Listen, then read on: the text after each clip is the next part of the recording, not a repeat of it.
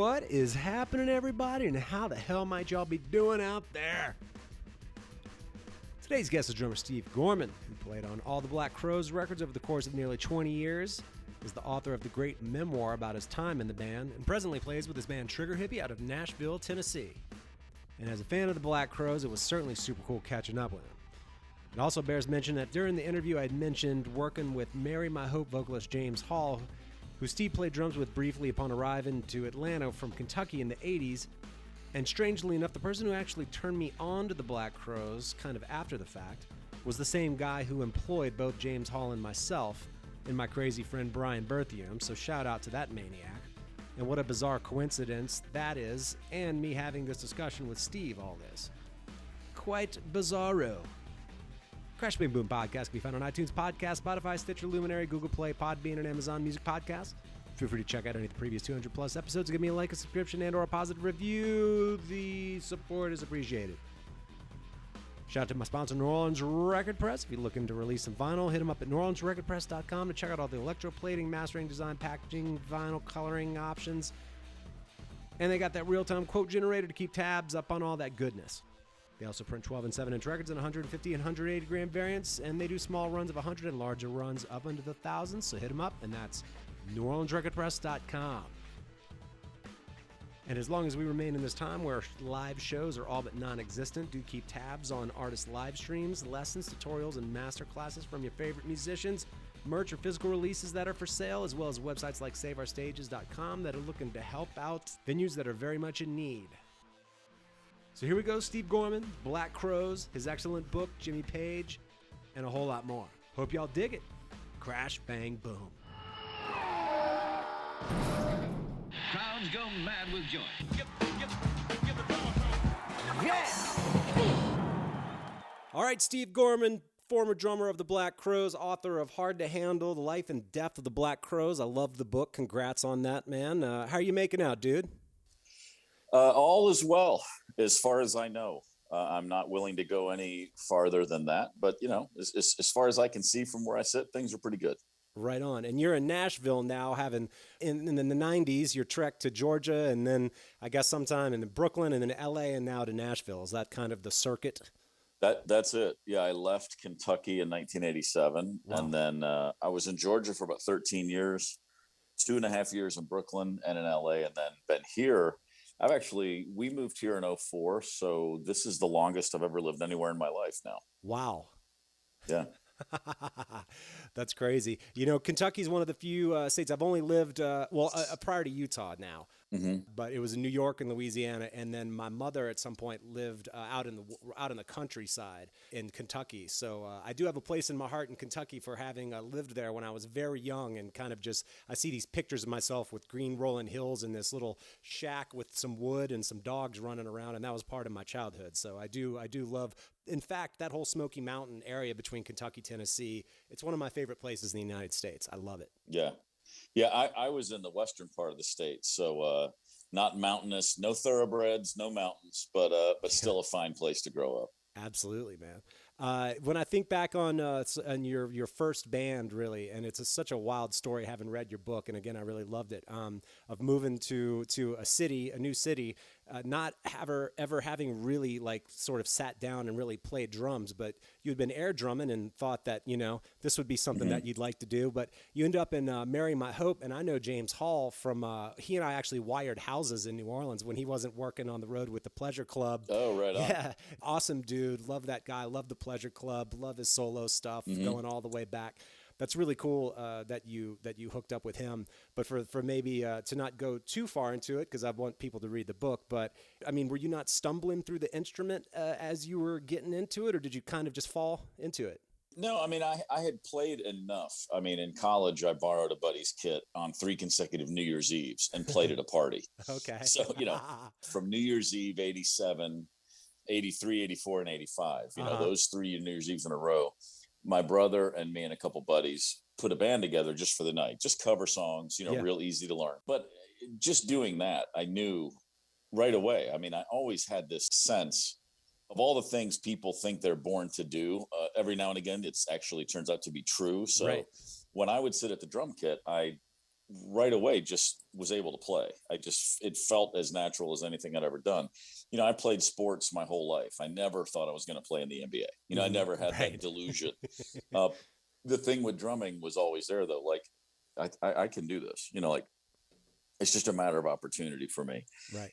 I always saw that as something to do in a band. Like to me, it was get the band first, not get a drum kit first, not practice first. Which is wild.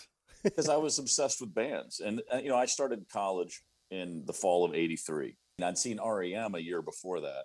And the EP Chronic Town, but then the album Murmur, more than anything, just changed everything about how I looked at life. But at that time, I was already really into U2, and I was really into the English Beat, and I was really into REM. Like those are my three bands. But U2 and REM really stuck out to me because it was obvious that it's like, okay, those four guys, they're in a band. It's a gang. It's a club. Yeah. No one else gets in. I had that vibe from them right off the bat, and that really appealed to me. So I just, it's weird to say now, but I just kept thinking, well, I'm going to meet somebody, something's going to happen. Or I'm going to meet the guy that go, okay, let's do that. I'll do it with this guy. Yeah. And as it turned, and that didn't happen in 3 years of college. And as I was starting my fourth year, and really, at a time I just turned 21, and I was very aware on a daily basis of, I got to get my shit together. I got to start going I got to graduate. Like I need to get serious about life. Right. Or I need to find my band. It was like one or the other. I was either going to go all in or all out on college. And it just took a phone call from a guy I'd gone to high school with, an old friend of mine named Clint Steele. And we'd always stayed in touch. He was going to college in Massachusetts. I was in Kentucky. And he called me and said, man, I'm going to quit and start a band. You're drumming, right? And it was the easiest decision I've ever made. I didn't think twice. I said, yeah. I said, do you want me to do it? And he goes, yeah. And he originally said, I'm going to move to Boston. And I said, great, I'll be there. I didn't care. He could have said anywhere. We were friends for a long time. We had similar tastes in music. We had a great we had a great similar sense of humor. I mean, it was just, we were good friends. And he had started playing guitar. And he also had that, just that he was doing it. He just said, hey, I'm going. Either way, I just needed somebody to open that door, the right person to open that door. And when he did, I literally didn't think twice. I mean, I hung up that phone and was like, awesome, I'm in a band, and wow, that was it. And then that shortly thereafter led to me. I was living in a dorm. I was an RA in the dorm, and James Hall was a freshman on my floor. Amazing. And so I'd walk down the hall and he was singing in a cover band. They were doing Smith songs and Cure songs in Bowling Green, Kentucky in 1986. And I said, hey, I'm moving to Atlanta to start a band. Do you want to come with me? And, long story short, that's how that happened. Unbelievable. Yeah. I think Clint called me in September, and we said, okay, after the holidays, we'll do this, early 87. So I had a few months to prepare myself, which initially just meant having more fun as a college student than I'd ever had before, because I could drop the pretense of caring about going to school, of course, going to class or anything. And then I had to work for a few months and get some money together so I could buy a drum kit once I got down there. But once I had enough money to where I felt like I can cover rent for a few months and find a kit, and it was, I worked up, I got $1,200, which in 1987 to me it might as well have been 10 grand. Yeah. And so I, took a bus to Atlanta, and that was it. Wow. Major life changes would ensue. Holy moly. That is wild, right? Yeah, for sure. Well, and so my friend Clint, and then a bass player named Sven Pippian, and James Hall and I, we were this band, Marry My Hope. We lived in a house together. And the other roommate, the odd man out, who wasn't in Marry My Hope, was Chris Robinson, who of course was in Mr. Crow's Garden already with his brother. Yeah. So Chris is the first guy I met when I got off the bus in Atlanta, the first new person I'd never met before. Unbelievable. He drove to the station to pick me up. He had a car that was working that day. So Clint, Sven, and Chris came to get me. Unbelievable. And then you're in a house with two incredible vocalists between both James Hall and Chris Robinson. Unbelievable. I love both of those guys so much. I love it that you cross paths with them like that. That's unbelievable. Yeah. Well, it's, I've said for years, life rewards action. And I mean, sometimes that reward is a kick in the ass. Of course. There's never a good reason not to do something you're passionate about. Yeah, absolutely. You got to try. Nothing great happens without enthusiasm and passion. And, I could continue to waste a perfectly good Pell Grant that some other student should have. Right. Or you could just, I could get off my ass and go try the one thing I always wanted to do. Amazing, man. Wow.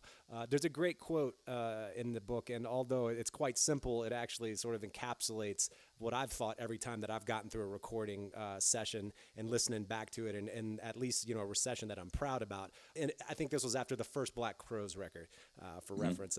This is amazing. Let's go get drunk and listen right now because this thing is fucking awesome.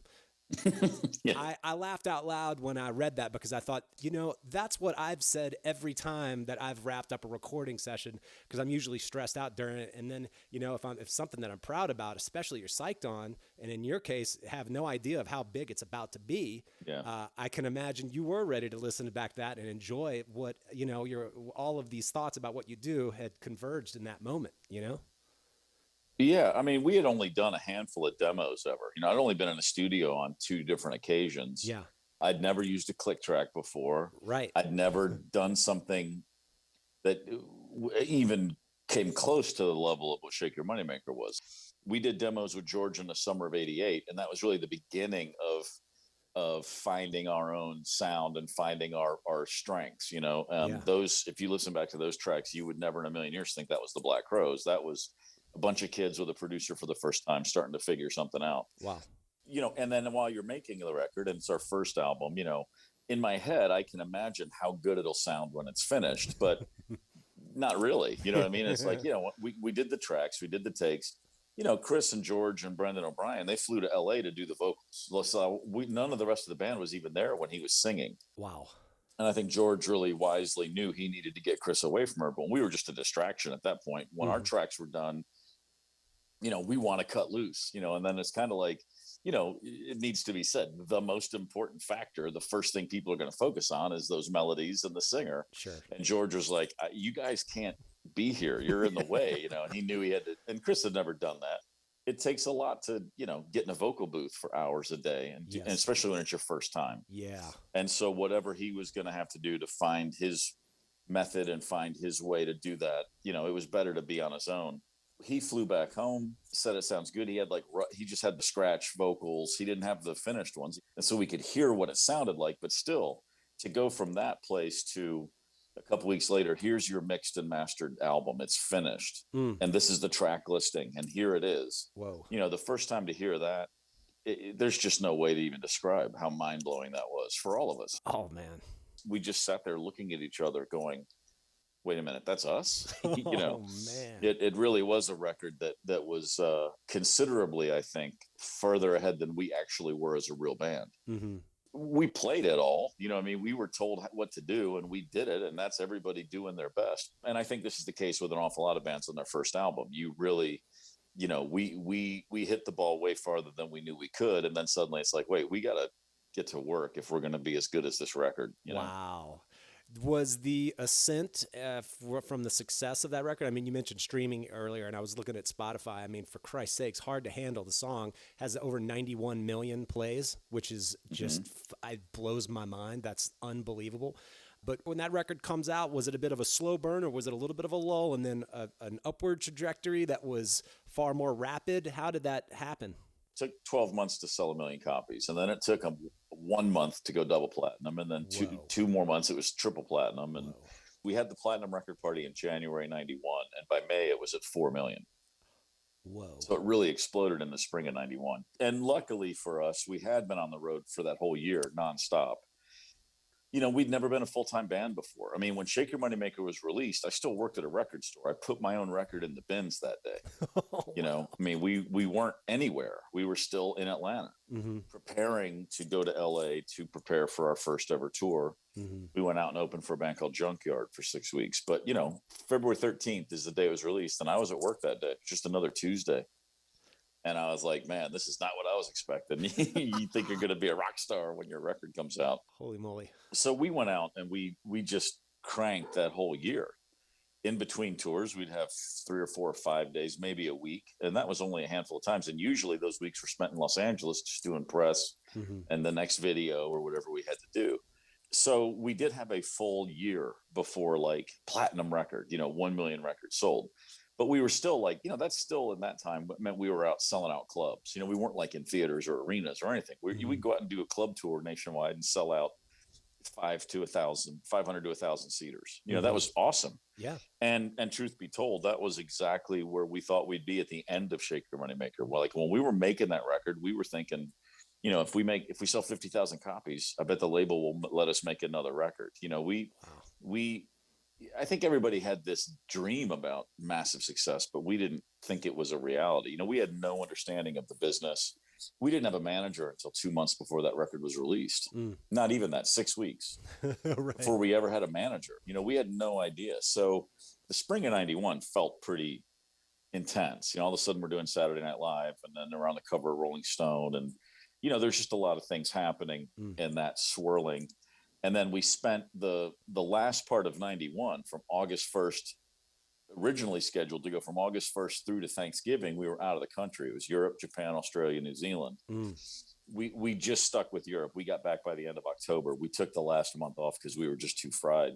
But it's funny because we left America on August 1st, 1991 as the biggest new band in a really long time. And when we returned home at the end of October, Nirvana's record had come out. Right. Nevermind. Right. And it was we didn't really get that victory. You wanted to come home from tour and still be the buzz band. Yeah. And by the time our tour ended and we got home, it was all, Nirvana, we had a full year. I think their record was number one on the Billboard chart, within a month of its release. It was an overnight explosion in a way that we never experienced. Global fire. It was kind of funny. It was oh wait, there's actually competition. We're not the it band anymore. We learned that lesson real hard, real fast. The timing is incredible because between Pearl Jam 10, Soundgarden, Bad Motorfinger, obviously you mentioned Nevermind, the list goes on and on across many genres, but especially with what was happening with the grunge movement.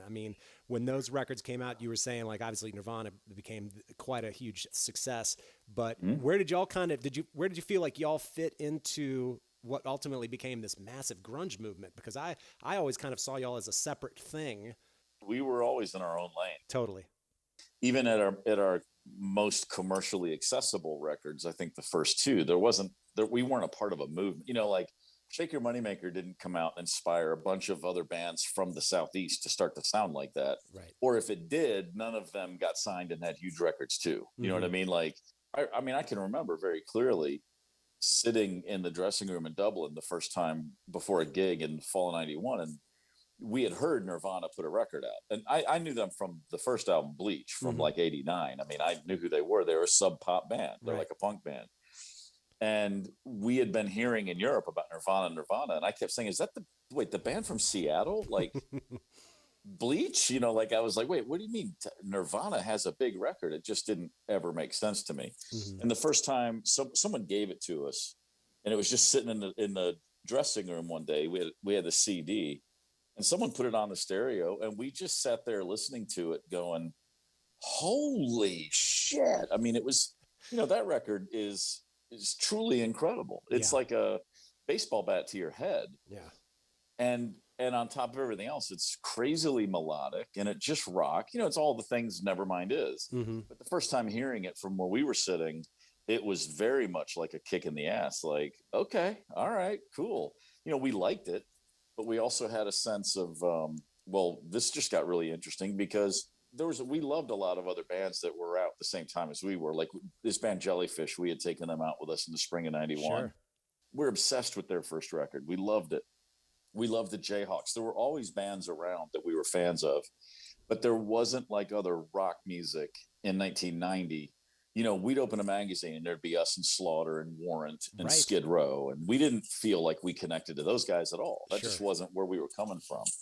And the bands that had really inspired us the most, we grew up with 70s rock. So we all loved Aerosmith. We all loved Zeppelin. We loved the Stones, but we became a band and took cues from the Replacements and REM and, very, much more of an indie mindset. And then we were this sort of weird sort of mix of the two.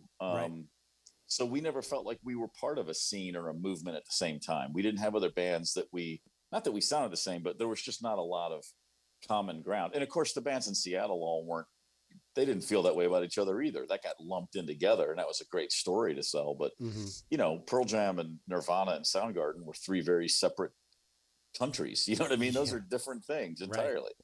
And Alice in Chains.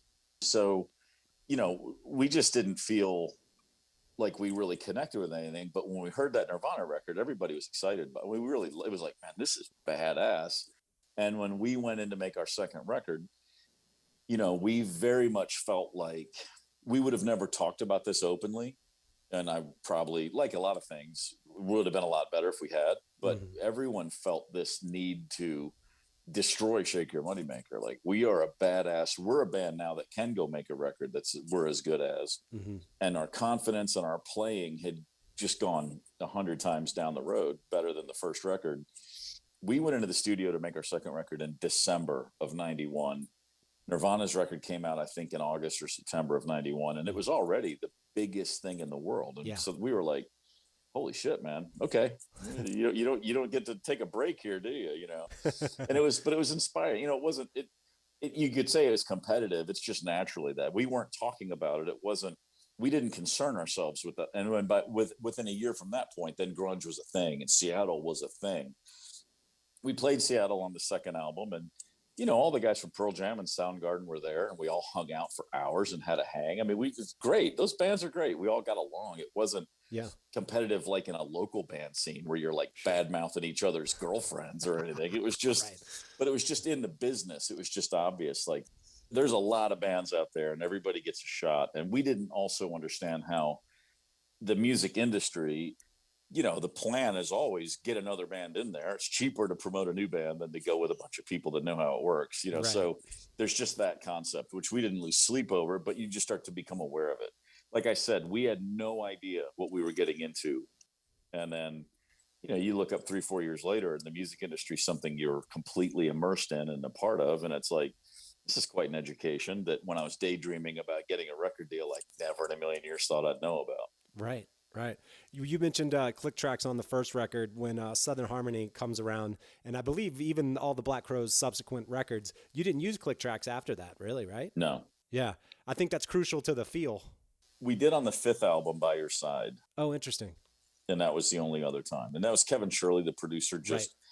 He was just a huge fan of, he wanted to get in and work he was like, we're rolling tape by noon every day. He was big on morning energy, wake up, drink coffee and go, and just the energy. And that was exactly what we needed at that time, only because we'd gone through an awful lot of band drama, dynamic, internal dysfunction, and we had new members, and we just needed somebody to come in and take charge, because we were pretty adrift at the end of 97 and early 98. We wanted to see if we could continue to be a band, but we were a mess, and we needed someone to just come in and grab us by the chain and say, we're going this way. Well, I'd say it worked out. For me, By Your Side might just be my favorite Black Crowes record. Oh, right on. Yeah, it's got incredible songs on it. I haven't put it on and listened to it in forever, but it was a really important record in a lot of ways. I think we had just gone so far down into a pretty dark place, and that certainly snapped us out of it. Yeah. And we had fun. It was the first time we allowed ourselves to have fun in the studio. It was always so heavy and precious and serious, and it mattered so much. Right. We were our own worst enemy with how precious we made things. And that was not the case on By Your Side. So, every record I look back on, I could bore you to tears with all the things I learned from each experience, that I was then able to put to use later. So, right. But that's interesting. I really can't remember the last time I listened to the whole record. Yeah. I tell you what, man, there's an interesting snare sound I was going to ask you about, because it's very open, more so open. Obviously, producers tend to like to squash some of that stuff. Yeah. That's kind of a big open sort of superphonic / Black Beauty sound to my ear. I'm not sure what you used. I don't even remember, really. I had the kit was a Ludwig, like this Ringo reissue kit they put out in 94. Nice. Maple shells. The snare might have been a Black Beauty. I have a Black Beauty that I use on everything all the time. Yeah. And it may go back that far as being the primary. I can just get so many good sounds out of it. I mean, you can muffle it and it still sounds like something different. You can do all these things. But when you leave it wide open, now that I'm thinking about By Your Side, I don't really remember which snare drum, but Kevin just wanted the drums to be big. He just wanted to punch people in the face. And of course I was like, sure, cool with me. Hell yeah. Hey, let's go, man. Absolutely, man. and so another funny quote from the book that I was thinking about is you mentioned that while the cocaine and moving to LA for Chris Robinson was bad, none of it was as bad as him becoming a deadhead, which is really a hilarious insight into it, because and when I think about some of my favorite songs from the Black Crowes are when y'all are just like, we're a rock band, we're gonna rock the fuck out, it's something we could do. Not to say that you couldn't have ballads and do that all the other stuff, which you did, Sure, but I did always love sort of the heavy rock side of it. And to flash forward or back to 2010, I saw the Black Crowes on Halloween night at the Best Buy Theater in New York. There was a couple of funny things that I remember thinking. One, that night that Rich Robinson looked bored to tears. There's like stoicism, and then there's what he was showing on stage. And I also liked, was it Luther Dickinson was, I think, on that gig. And I really liked his presence in the band, because I was a fan of him and the North Mississippi All-Stars. Right. So I did have a good time that night, but I remember thinking, man, I kind of wish as a set list that I could have heard some rockin'. I was there for some rockin', and it was kind of I felt sort of a subdued night, and of course great songs throughout it. But it was funny reading that book, because so much of it that was about like set lists. Y'all are arguing over set lists and all that stuff. Well, it's, I can remember one time, and this isn't to badmouth the guys in Jayhawks. I love them, and I've always gotten along very well with Gary and Mark, the two leaders of the Jayhawks. But there was a conversation in 1993 on the road once where I remember walking into catering, and they were sitting there, just the two of them. They'd been partners for years at that point, and they were literally having an argument over what they were as a band. And I thought, you guys don't know who you are yet? Like, you're on your third or fourth album. And it was just, and I kind of broke their balls about it. It ended up with a laugh. I was like, guys, you should have figured this out a couple of records ago, and blah, blah, blah. But I never forgot that, because that turned into what the Black Crowes were. I think in hindsight, it's very clear to say all this and see all this. What I felt at the time and wasn't able to express probably, I don't know if anybody could have expressed anything in a way that would have gotten through to Chris. In fact, I know we couldn't, because plenty of people tried. Yeah. The Black Crowes was a truly great band for a period of time in the 90s, the early to mid 90s. Oh yeah, man. A truly great rock and roll band that had accomplished that thing we all sat around and spent years talking about being, which was, it was way greater than the sum of its parts. There was an actual chemistry, true musical chemistry and mindset, that when we were all, we would feel it on stage. You just hit this place, and all of a sudden, like, oh my God, we're there. We entered that portal. The rest of the show it's like it's already done. You just go into this mind meld and walk off stage, and it's just like, man, that I don't even remember the show. I was so present that it's gone. Yeah. And we had that going on pretty hardcore for a few years. And that was always the greatest strength of the band. And I like a lot of the Black Crowes songs, of course, but we're not the kind of band people look back and go, my God, the songs, there's some really good ones. There's a lot of songs but I put it like this. Any band that's half decent can give them a handful of songs by the band, and you're going to go, man, that sounds great. Give them a bunch of Beatles songs, Stones songs. Yeah. Hell, give them some Oasis songs. You'd be like, man, that's amazing. Yeah. We had the kind of songs other bands don't make sense playing. You know what I mean? We had a very unique thing. So in the classic sense of songwriting, they might not have been these 5-star. We don't have a lot of Hey Judes and Let It Be's in the catalog, is my point. But we had something even, to me, more precious, which is just no one else can play this.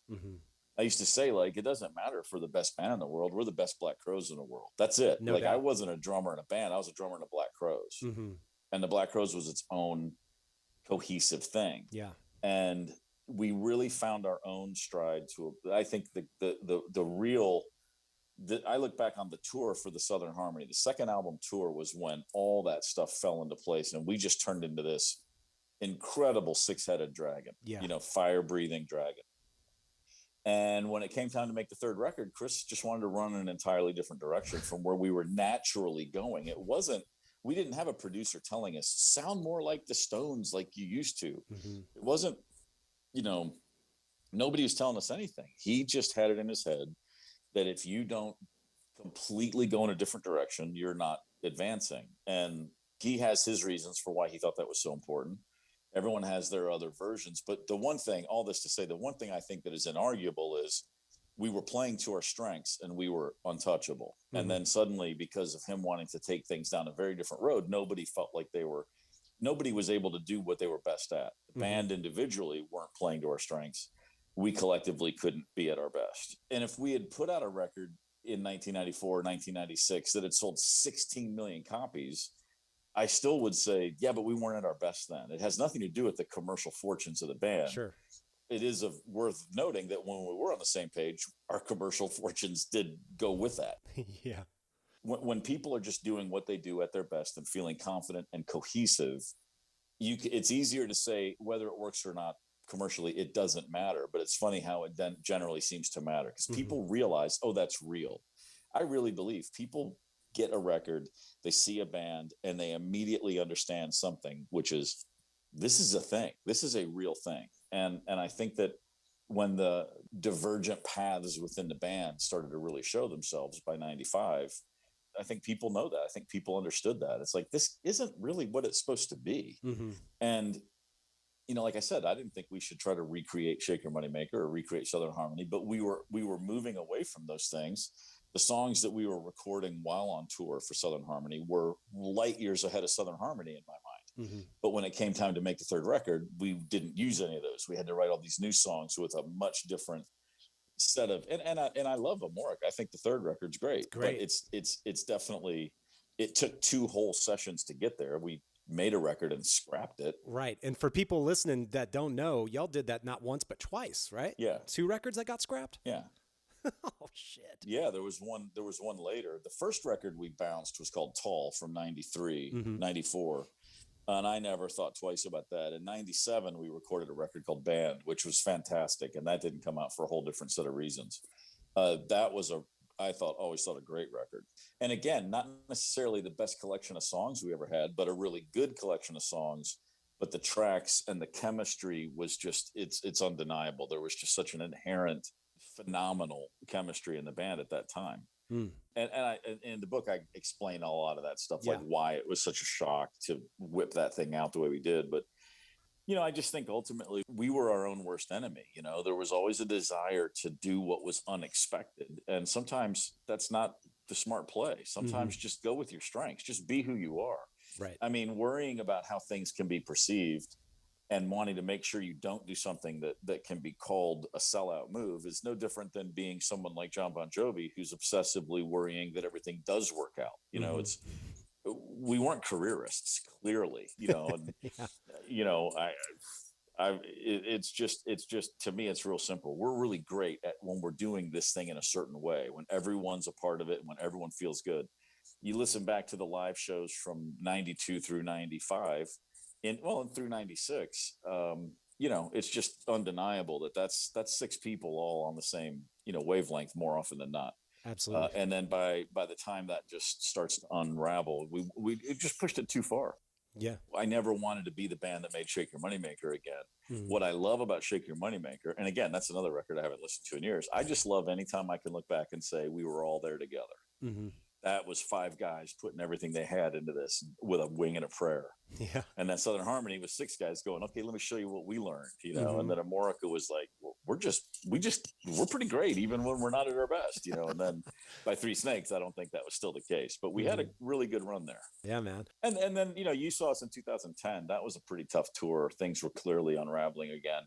But we had moments when Luther was in the band very clearly where I think we were still, it was a very different band than it had been 10 years earlier, but it was every bit as cohesive. There were nights in 2008, 9, and 10 where I walked off stage with that same feeling. I was like, God, man, this is formidable, this band right here. You know? Absolutely. Yeah, man. Then, you know, there's this really incredible experience that you and the band got to do, and obviously working with Jimmy Page and doing all that stuff. And I'm so glad that finally came out either on streaming and whatnot. For a while there, it was kind of hard to find. But I love listening to that stuff. And I was just curious, man. I mean, in the preparation for that, knowing that, and then knowing sort of the force that was John Bonham, Mm-hmm.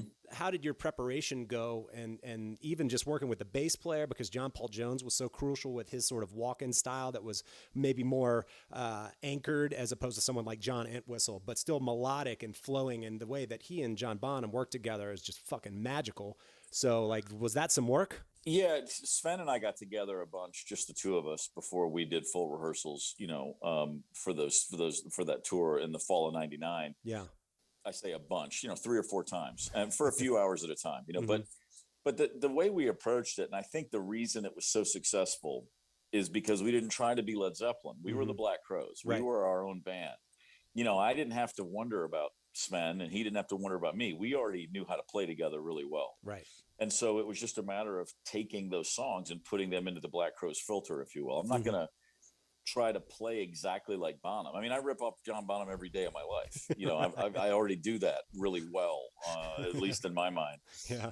But I thought it was kind of important not to, I never wanted to be in a situation where we're playing a song and I'm on stage thinking, do I do the fill from the record, or do I do the fill from Bonzo's birthday, or do I do the fill?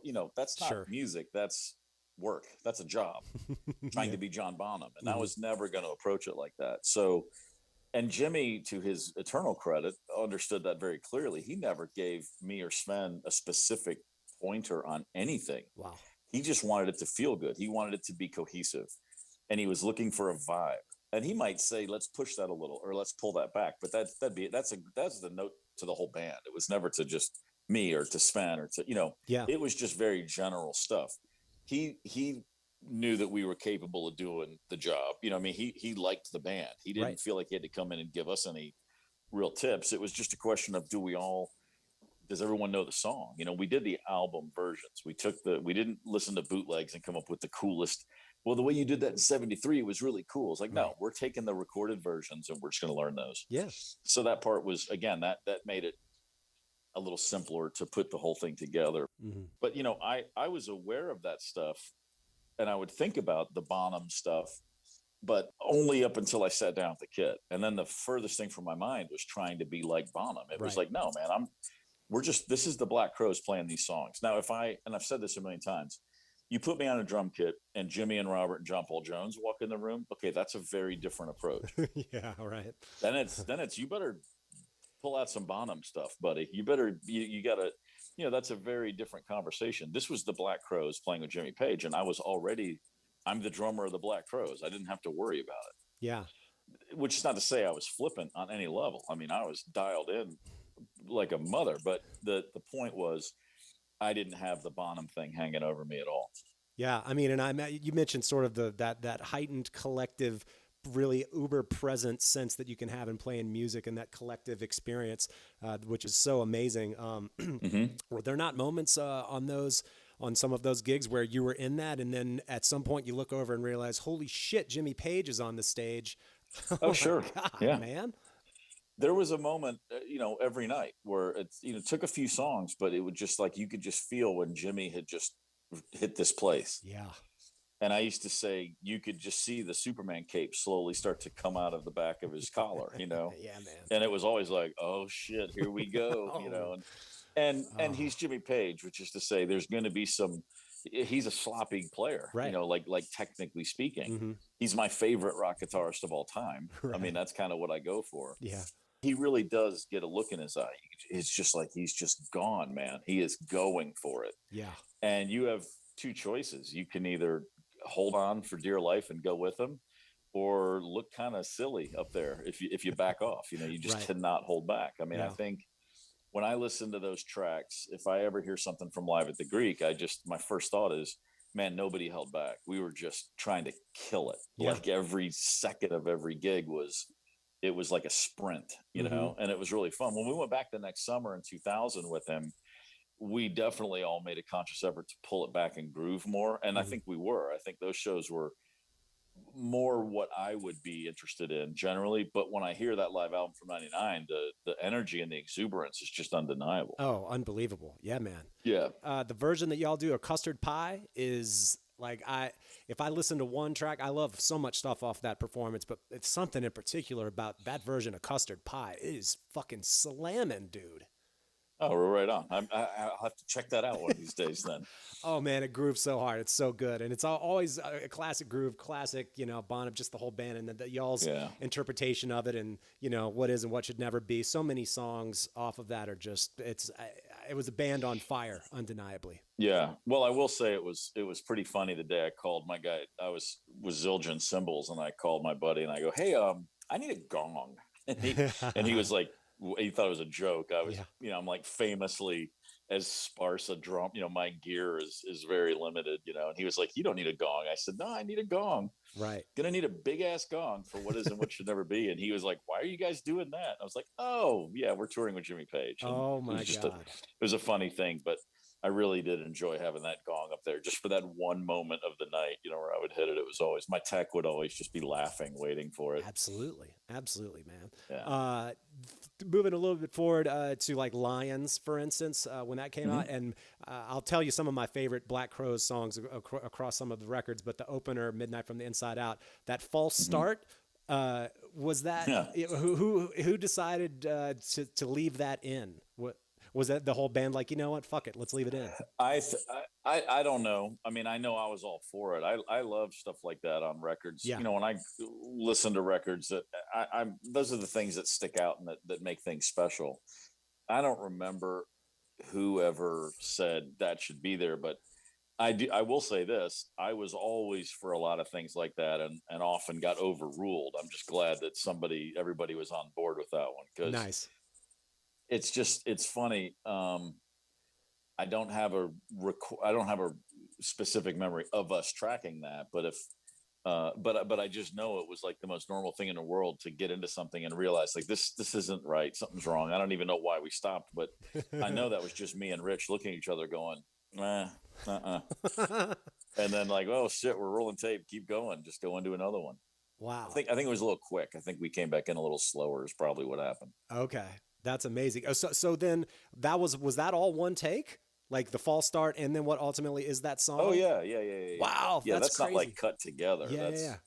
That's just an actual take. Fucking A. Going into it saying, "No, we're a little speedy. Let's slow this down." Amazing. Oh man, to be able to adjust that and then be like, yeah, that is the take. Yeah, that's going on the record. That is amazing. I was never too concerned with what I couldn't do or what Rich couldn't do, because what we did together, nobody else could do. We learned how to play together. Right.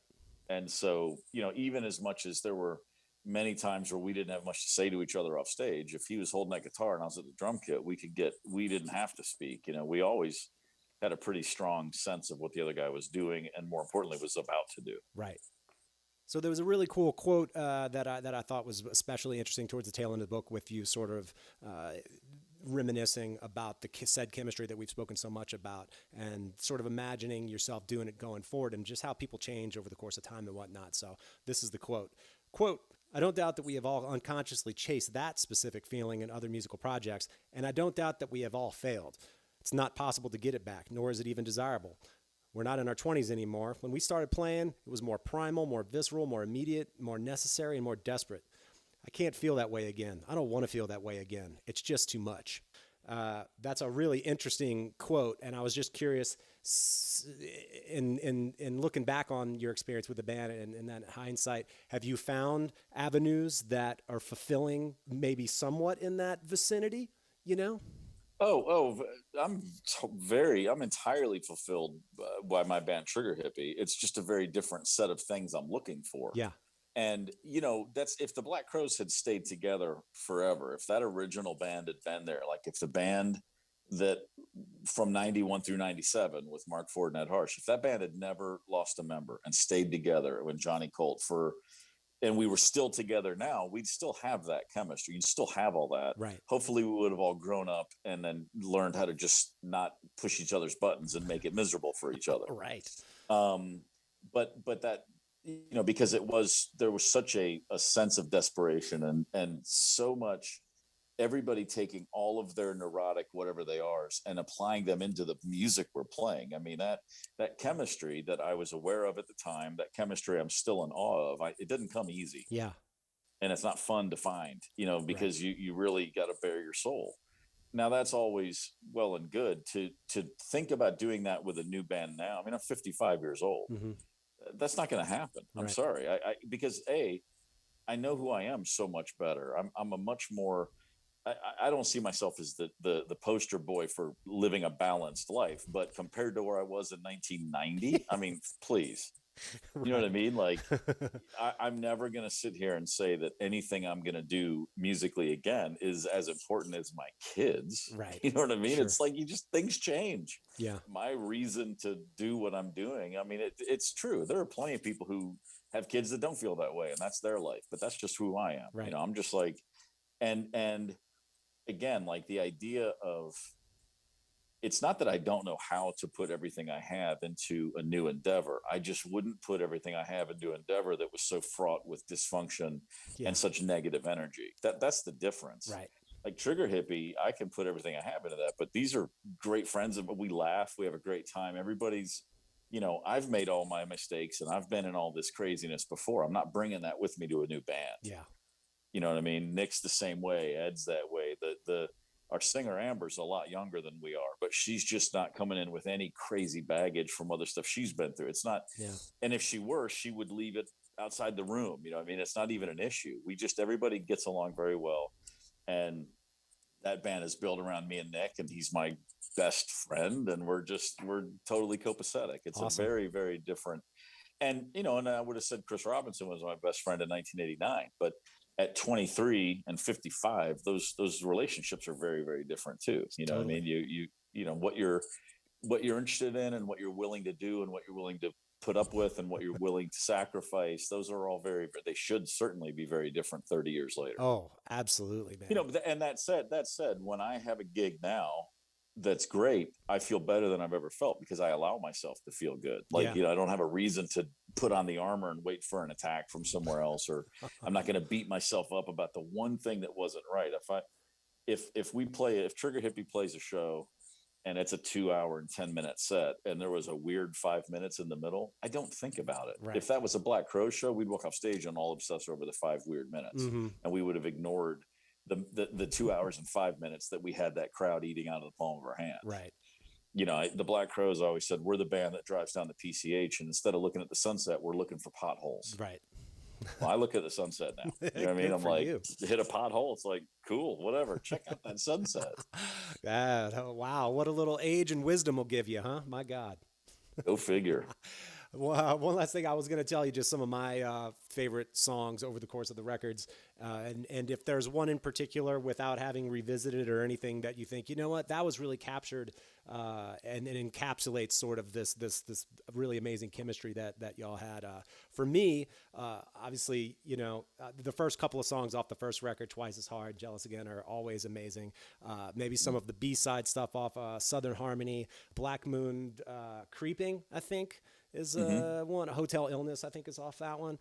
P25 London off of Marca Every Time. I think Mark Ford is he playing the solo on that song? Because that song has a badass guitar solo on it. Yeah. And then, of course, by the time By Your Side comes around, the last song, Virtue and Vice, might be one of my all-time favorite Black Crowes songs. That's a great song. That was always the best song on that album to me. Yeah, that is a great song. Lyrically, structurally, everything about it. I think that's one hell of a song. Yeah, no, I agree. That's definitely up there. When I went back to the band in 2005, that was the first song I played. Like the first set I played, we opened with that. Wow. I remember Chris was writing a set list and he said, and it was funny because he was like, "Is this okay with you?" Which is not like him at all, but it was my first show back. And it was more like, "Do you remember all these songs?" Because I hadn't rehearsed. They had been on the road for a month with a different drummer. Right. And I was just, when I returned, I mean, I flew to Atlanta that morning and we got a sound check and I had to play that night. I hadn't played those songs in almost 4 years. Wow.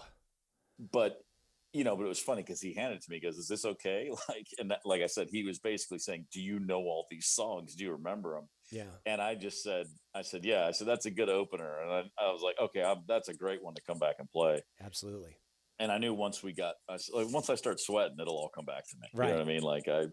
But it's funny because I do remember, if it wasn't the first night, it might've been the second. The first time we played Twice as Hard, I totally screwed up the arrangement. We kicked in, and then when it hits that first pause, I kind of forgot where the pushes were. So I just remember something going like ooh, man, I totally fucked that up. Like I hadn't, you know, Right. I mean, I approached drumming early on as I might not be the flashiest guy, but I'm not going to fuck anything up. Like my goal was never to be at the highest heights. It was always just to raise the bottom floor as high as I could. Like everybody else can hit a bad note. Everybody else can forget something, but I won't do, you know, but if the drummer fucks up, the whole thing falls apart. Absolutely. So I always approached it like a goalie, or really like the sweeper in soccer. You know, I was like, no, man, I got the bottom end of this. I might not play some great fills, but no one's going to wonder where the one is ever. Like that's how I always approached it. Yeah. And so even to, like, I'm talking about a gig in 2005 where I fucked up one push on Twice as Hard, but I remember it because it was like,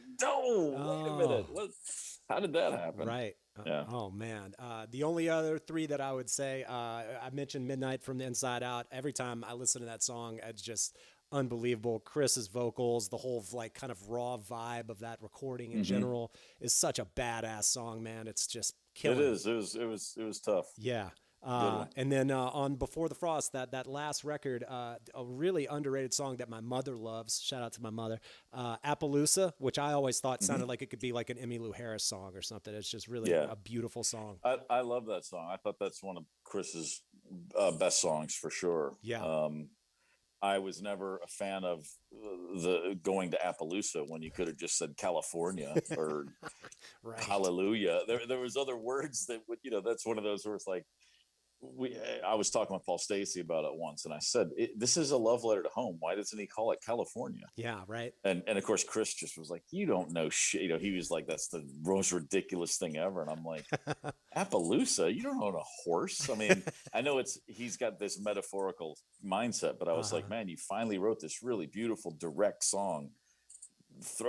Go for it, dude. You know, the guy in 1992 would have sung that song about Atlanta, Georgia, or about California. Yeah, right. Totally. And I tell you what, man, Good Morning Captain off of that record as well. I love that song. I absolutely love it. I liked, that's a good one. I think we did that on Letterman or Lena. We did that on TV once. I know that. Nice. I always liked Appaloosa. That's one of my favorite drum tracks, actually. Your playing is incredible on it. Yeah. I just remember thinking, you know, when we listened back, because we did that record live. That was at Lee Von Helm's barn, and you know, not hearing everything in the moment, but getting back and listening to the tracks. And Paul found all those ghost strokes perfectly, and I was like, oh, nice, because there's a lot going on there. Actually, totally. There's two tracks on that record, that and a song called "Make Glad," where those are just drum. Where I just say like those are just drum tracks I personally really thought were. You know, like I was like, okay, that's great. That's exactly what I was going for. Nice. It's amazing to have those moments, huh? Yeah, absolutely. Awesome, man. Well, Steve, man, thanks for hanging. It was great talking to you. I'm a fan of so many songs and records in the Black Crowes and the whole nine. Loved the book. Anyone out there interested in hearing more about it, by all means, pick up that book. It is so good. And it was great talking to you. I'm glad we got to catch up, man. Yeah, thank you, brother. I appreciate it.